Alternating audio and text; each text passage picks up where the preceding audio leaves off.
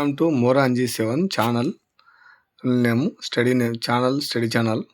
మనం తెలంగాణ ఉద్యమంలో మన వివిధ కమిటీలు వేయడం జరిగింది. ఆ కమిటీల గురించి అన్నిటిని ఒక దగ్గర జోడించి మీకు తెలపడం జరుగుతున్నది. మన ఛానల్ నేమ్ వచ్చేసి మోరాంజీ 7.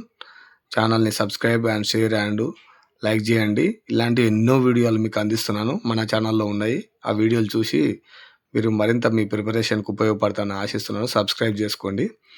ఫస్ట్ వచ్చేసి తెలంగాణ కమిటీలలో కుమార్ లలిత్ కమిటీ ముఖ్యమైనది. ఇది వచ్చేసి ముల్కీ నిబంధనలకు వ్యతిరేకంగా పనిచేస్తున్న ఆంధ్ర ఉద్యోగుల వివరాలు, తెలంగాణ మిగులు నిధులపై కుమార్ లలిత్ కమిటీ ఏర్పడింది అన్నట్టు. అలాగే ఈ కమిటీని 1929 జనవరిలో కాసు బ్రహ్మానందరెడ్డి వేశారు. ఈ కమిటీ 1969 మార్చిలో తన నివేదిక ప్రభుత్వానికి సమర్పించింది. ఈ కమిటీ నివేదిక ప్రకారం 4500 మంది ఆంధ్ర ఉద్యోగులు ముల్కీ అంటే నాన్ ముల్కీలు అంటే ముల్కీ నిబంధనలకు వ్యతిరేకంగా పనిచేస్తారని చెప్పారు. తెలంగాణ మిగులు నిధులు వచ్చేసి 30 కోట్లని చెప్పడం జరిగింది. ఈ కమిటీ వచ్చేసి జస్టిస్ భార్గవ్ కమిటీ. ఇది వచ్చేసి 1969 ఏప్రిల్లో భార్గవ్ కమిటీ నియమించారు. కుమార్ లలిత కమిటీని నివేదిక పరిశీలించడానికి నియమించారు. మిగులు నిధులు వచ్చేసి 28 కోట్ల అని తెలియజేసింది. అక్రమ ఉద్యోగుల విషయంలో దాదాపు అంటే కుమార్ లలిత్ ఇచ్చిన నివేదికనే చెప్పడం జరిగింది జస్టిస్ భార్గవ్ కమిటీ కూడా.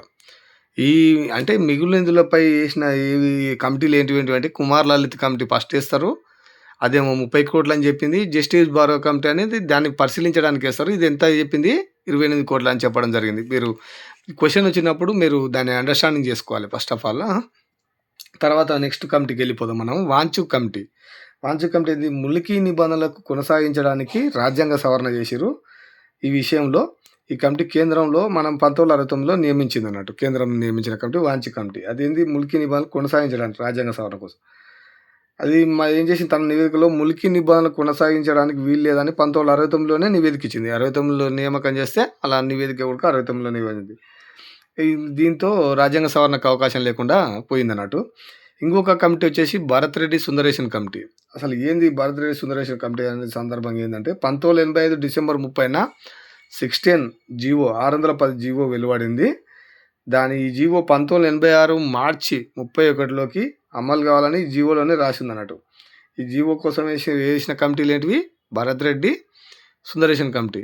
అదేంటి 1985 డిసెంబర్ 30లో 16 జీవో 1986 మార్చి 37లోపు అమలు కావాలని చెప్పడం జరిగింది అన్నట్టు. జీవో 16 అని ఉంటుంది. 1976 అక్టోబర్ నుండి నిబంధనలకు వ్యతిరేకంగా ఎవరైతే పనిచేస్తారో తెలంగాణ తరులందరినీ 1986 మార్చి 37లోకి పంపాలని ఇది వేయడం జరిగింది. ఈ స్థానంలో తెలంగాణ వారిని నియమించి ఉద్యోగాలు కోల్పోయిన తెలంగాణ ఇతరులకు సూపర్నమరీ పోస్టులు చేయాలని కూడా చెప్పడం జరిగింది అన్నట్టు. దీనిలో ఆ ఉద్దేశం ఏంటంటే అది వేయడంలో ఉద్దేశం. అలాగే జూరాల, శ్రీశైలం ఈ ఎడమగట్టు గెజిటెడ్ ఉద్యోగులకు వారి ఉద్యోగాలను సొంత జోన్లకు పంపాలి. అంటే అప్పుడు ఏమైందంటే ఈ జూరాల ప్రాజెక్టులు, శ్రీశైలం ప్రాజెక్టు, ఎడమగట్లలో ఏమైందంటే అప్పుడున్న అంటే వాళ్ళు దాన్ని అనుకూలంగా తీసుకొని ఏం చేసింది, గెజిటెడ్ ఉద్యోగులు అందరూ ఇక్కడ స్థిరపడడం జరిగింది. వాళ్ళని సొంత జోన్లకు పంపాలని అప్పుడు ఈ కమిటీలు వేయడం జరిగింది. అలాగే ఈ 16 జీవో బోగస్ లోకల్ సర్టిఫికేట్లు అంటే 12 ఏళ్ళు మనం చెప్పుకుందాం, 12 ఏళ్ళు ఉంటే స్థానికులుగా ఉన్నారని ఇంతకుముందు వీడియోలో చెప్పుకోవడం జరిగింది.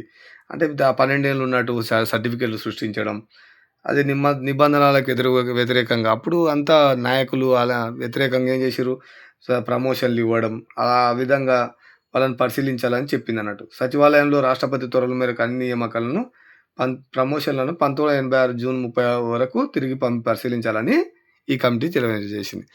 జేఎం గిర్లా అనే కమిటీ అని ఉంటుంది. అదేం చేసింది, 2001 జూన్ 16 జీవో అమలు పరిశీలించడానికి గిర్లాన్ కమిటీ ఏర్పాటు చేశారు. ఎవరు ఏర్పాటు చేశారు, అప్పుడు సీఎంగా ఎవరు ఉంటారు, చంద్రబాబు నాయుడు గారు ఉండడం జరుగుతుంది. ఈ గిర్లాన్ కమిటీ ఏర్పాటు చేయడం జరిగింది. కమిటీ 90 రోజుల నివేదిక ఇవ్వాలని ప్రభుత్వం గడువు పెట్టింది. ఎన్ని రోజులు, 90 రోజులు. ఇదేంది ఏకసభ్య కమిటీ అన్నట్టు. 25% చెప్తున్నా, 25% ఉద్యోగుల జాబితాను తొలి నివేదికను 2001 అక్టోబర్లో ప్రభుత్వానికి సమర్పించింది. ఏ కమిటీ, ఏఎం గిర్లాన్ కమిటీ. అలాగే ఈ కమిటీలో ఏముందో ఒక అంశాల గురించి బ్రీఫ్గా మనం తెలుసుకుందాం. తెలంగాణలో ఓపెన్ కేటర్లు ఉన్న పోస్టులు నాన్ లోకల్గా వక్రీకరించారు. కొన్ని పోస్టుల పే స్కేలను ఏం చేశారు, స్థానిక అభ్యర్థులకు ఉన్న కోటను తగ్గించారు. ఇది రాజ్యాంగాన్ని ఉల్లంఘించడం అయింది. బోగస్ సర్టిఫికెట్ల ద్వారా అక్రమంగా ఉద్యోగులను పొందిన వారి సంఖ్యను నిర్ధారించిన ప్రభుత్వం అశ్రద్ధ వహించింది. న్యాయశాఖలో బాహాటంగా ఉల్లంఘనలు, అక్రమ నియామకాలు కూడా జరిగినాయి. బ్యాక్లాగ్ పోస్టులను ఓపెన్ కేటగిరీకి మార్చి నాన్ లోకల్స్కి అందించారు. సెక్రటేరియట్ వంటి రాష్ట్ర స్థాయి కార్యాలయాల్లో కూడా ఖాళీల భర్తీ విషయంలో సమన్వయం జరగకపోవడం, అలాగే స్వయం ప్రతిపత్తి గల కార్పొరేషన్లో 6 సూత్రాల పథకం అమలు చేయకపోవడం, అక్రమ నియామకాలపై అడ్మినిస్ట్రేటివ్ ట్రిబ్యునల్ ఇచ్చిన తీర్పును లెక్క చేయకపోవడం, సమగ్ర విచారణ జరపమని ఈ కమిటీ కాల వ్యవధిని మరో 3 సంవత్సరాలు పెంచుతూ ప్రభుత్వం ఉత్తర్వులు చేసింది. అంటే ఇచ్చిన నివేదిక ఇంతలోపు 90 రోజులలోపు ఒక నివేదిక ఇవ్వాలని ఆల్రెడీ 2001 జూన్లోనే 16 జీవో ఎప్పుడైతే అమలు కోసం గిర్గాన్ కమిటీ వేసిరో ఆ 90 రోజులు అనేది ఏమైంది 3 సంవత్సరాల దాకా వెళ్ళిపోయింది అన్నట్టు. అంటే కాల వ్యవధి పెంచుతూ మనం ఏం చేసిరు, దీని ప్రభుత్వ ఉత్తర్వులు ఏం చేసింది పక్కన పడేసింది అన్నట్టు. అట్లా నీకేమైంది, విచారణ అనంతరం కమిటీ ఎప్పుడు నివేదిక ఇచ్చింది 2004 సెప్టెంబర్లో ఇచ్చింది, ప్రభుత్వానికి అందజేసింది. అంటే 2001 జూన్ 16 జీవో అమలుకు పరిశీలించమని చేసిన ఈ జేఎం గిర్గ్లాన్ కమిటీ 2004 సెప్టెంబర్లో ప్రభుత్వానికి అందజేసింది. అంటే ఎన్ని సంవత్సరాలు పట్టింది, 4 సంవత్సరాలు పట్టింది. దీనివల్ల కాలయాపన జరిగింది జేఎం గిర్గ్లాన్ కమిటీ వల్ల. ఇది దేనిది 16 జీవో అమలు కోసం వేయడం జరిగింది అన్నట్టు. Okay, thank you friends.